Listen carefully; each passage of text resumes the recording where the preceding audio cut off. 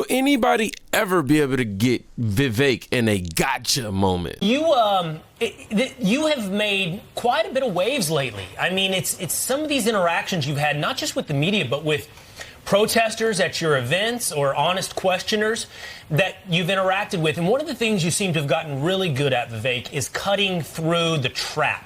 The trap of, hey, why don't you condemn white supremacy? Whatever the trap may be. Yeah. I think it's interesting your ability to cut through that. When we said it next to President Biden yesterday, giving his introductory campaign speech and characterizing the entire race as a trap of your choice is whether or not to preserve democracy. What did you think yesterday about President Biden? Well, look, he presents himself as some kind of George Washington figure to unite the country. He's more like a George Orwell character out of a George Orwell book. The reality is, while in the name of fighting for democracy, he's actually presenting, and his movement represents, the greatest threats to actual democracy. I couldn't have imagined if you told me when I was growing up in this country, even a year ago, if you told me that one major political party would be taking steps to remove a leading candidate from the other political party from a ballot during an election without judicial process. Yet that's exactly where we are at the start of the year 2024, Will. Yeah. And I say this as somebody for whom it would be a lot easier for me, too, if Donald Trump were not in this race. But that's not how any of us, from Joe Biden to me, should want to win this election. And so I think it's up to us to not only cut through those myths of the mainstream media, as I've been doing for much of this campaign, but that of much of the Democratic Party establishment, too. That we, the people, create a government that is accountable to us, not the other way around. That's a basic 1776 ideal that should apply whether you're black or white or red or blue, for that matter. And that's why I stand for principle over politics. Vivek, we're going to get into the Colorado ballot issue more in just a moment. But I do want to ask you, so yesterday Biden gave that speech. You know, I say he gave a blood red MAGA speech before the midterm, similar tones, all demonizing the MAGA movement. Yep. Democrats, however, say he gave this speech before the midterms and we prevailed and we abated the red wave. Therefore, we will use the same playbook this time. What say you to Democrats who say we've played this card with great effect? Well, look, I'm actually going to not talk to Democrats on this, Kaylee. Let me talk to Republicans. I think we failed to have a red wave because our Republican Party has grown lazy. And I don't just mean lazy in the get out the vote operation sense of lazy. I mean lazy in the deeper sense of defining who we are and what we even stand for. Biden bad is not an agenda. I'm sorry. We have to define what is our vision and what we stand for. I think we need to be the party of 1776, the party that stands for the actual ideals of the American Revolution, the party that actually would make George Washington proud, to say we stand for free speech and meritocracy and the idea that you get ahead in this country not on the color of your skin, but on the content of your character, standing against every criteria that was used to appoint Kamala Harris to her position as vice president, competency over identity politics. That's what we need to stand for as Republicans. And so rather than blaming the Democrats on this one, I'm going to take a long, hard look in the mirror for our own movement and say the Republican Party will continue to lose unless we actually have a vision of our own. We cannot just be running from something. And that's why I'm in this race, to lead us to something that we've been missing for a long time. And if we embrace that, an actual alternative vision, then I do think we can win this year in a landslide, as I expect we will. Vivek, not only does he articulate himself in a great way, but he also speaks the truth. He speaks and he also speaks in a way that everybody can understand. Some of the things that he pointed out alongside his tweet with this post or this video was the new establishment. He's pretty much saying the modern era of politics, the new establishment, fine with political opponents getting arrested, anti-free speech, for sure. We see this all day, every day. Refusal to debate those who disagree. Oh my gosh, that's just in life. And here in the kingdom, I always think it's good to challenge your beliefs for one or two reasons, either to stand firm and continue to hold your belief, or to challenge it, get provided new perspectives, and maybe evolve from that belief. So I believe that you should talk to those who disagree. Anyhow, he also said bought and paid for by super PACs. Yeah, we know about that too. Pretends to be anti-establishment. Make no mistake, it's a bipartisan affair is what he wrote. You have to commend him too. He hasn't been a candidate who's relied on just trying to attack every other candidate. He obviously, when he on the debate stage though, he definitely gonna let you know what it is, and he's been very vocal about how he feels in terms of the certain candidates' movements. Just put it like that. But other than that, he's somebody who's very level-headed with his responses. Meanwhile, you got Biden out here pretty much running on an anti-MAGA campaign. Yes, everything right now is MAGA are the enemies of America. That's just to sum it up. And anyhow, let's continue this video. Well, we didn't hear anything from Joe about what he's for, only demagoguery about Donald Trump. Yet he said he wants to save democracy, but the process from the left has been to remove Trump from the ballot. Now, Kayleigh mentioned it. The Supreme Court, Vivek, announced it will decide if Trump will be banned from the Colorado ballot in a historic case. Oral arguments will start in early February, February 8th. Now, you vowed to withdraw from ballots that take President Trump off. Why haven't others? Is it because the premise of their campaign is if Trump gets removed, then I have a better shot? I mean, talk to us about the dynamic of recognizing the persecution of Trump, but also running against him. Look, I think some of the ugly underbelly of this is there is an establishment wing, even within the Republican Party, that is quietly rooting for Donald Trump's removal.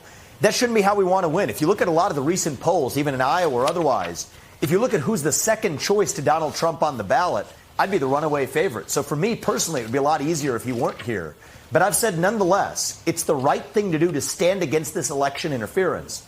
And think about it logically, Pete. If every other Republican removed themselves from that ballot, if Trump were removed, that would nullify the impact of this interference in states like Maine and otherwise. That's true. I'm hopeful the Supreme Court does the right thing.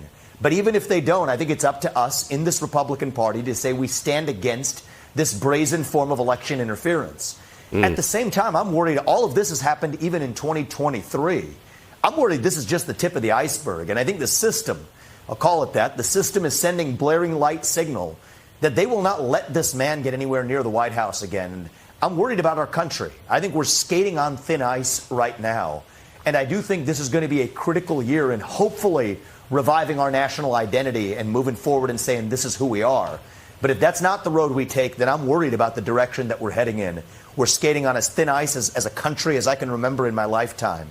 And I'm here to do my part to make sure that we actually get through this as one nation. And I do expect to be successful in hopefully reuniting this country. You've gone head first after Nikki Haley in almost every Republican primary debate. I think it's fair and I think charitable to say it's been an odd couple of days for Nikki Haley on her social media feed.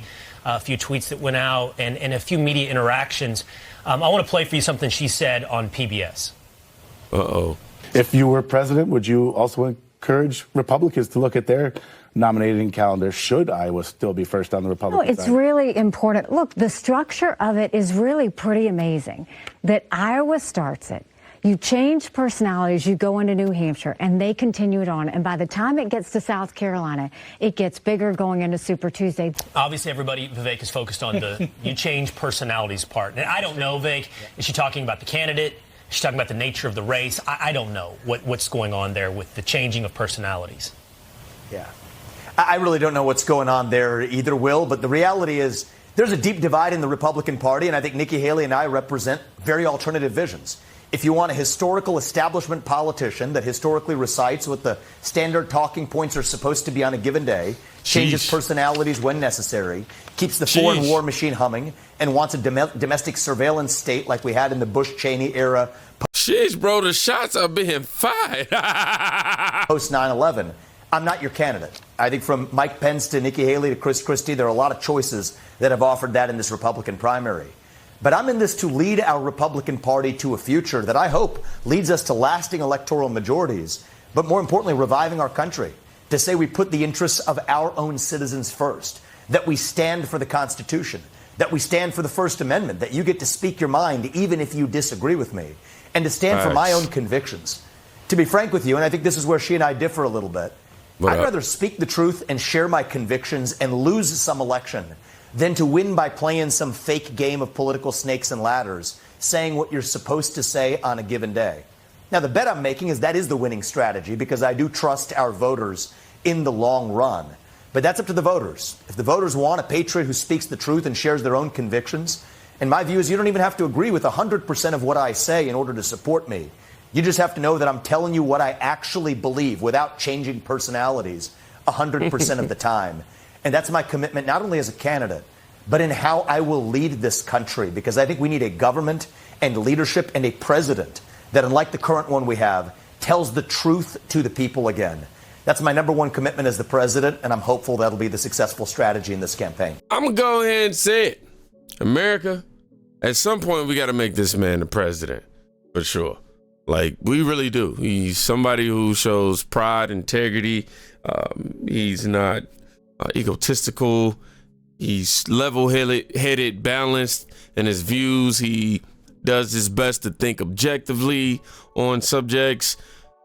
Yeah, and he's very straightforward with his approach. Somebody that is really, really, like, if Trump went in the race, he'd definitely be my candidate for sure. He doesn't mind criticizing his own party. That's something you have to recognize. Somebody who's not just all pointing the finger, ha, ha, ha, ha, ha, ha, ha. He's somebody saying, you know what? I'm gonna look in the mirror. He quite literally said that too. I'm gonna look in the mirror and I'm gonna dive deep into my decision making and what led me here.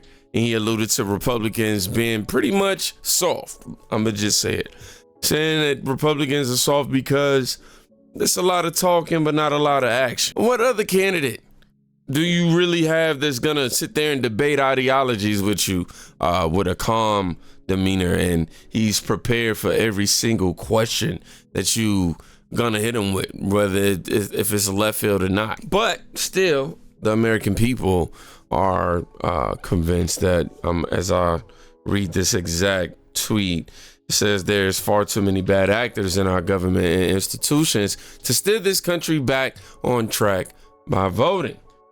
Yeah. And that's what they're afraid of the most, right?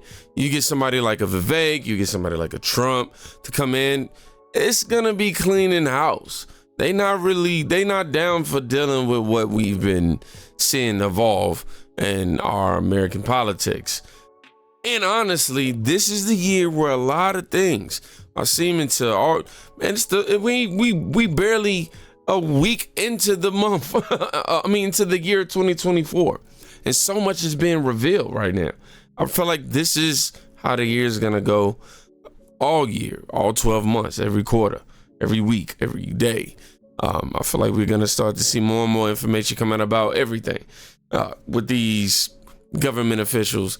And it's so many independent news sources and platforms now where you don't have to rely on the mainstream media-induced propaganda. You get to get people who actually dig up some things and get you thinking versus telling you what to think. I say our country needs unity, and he seems to be the only candidate, one of the only candidates. But hey, we're up against, quote, the new establishment.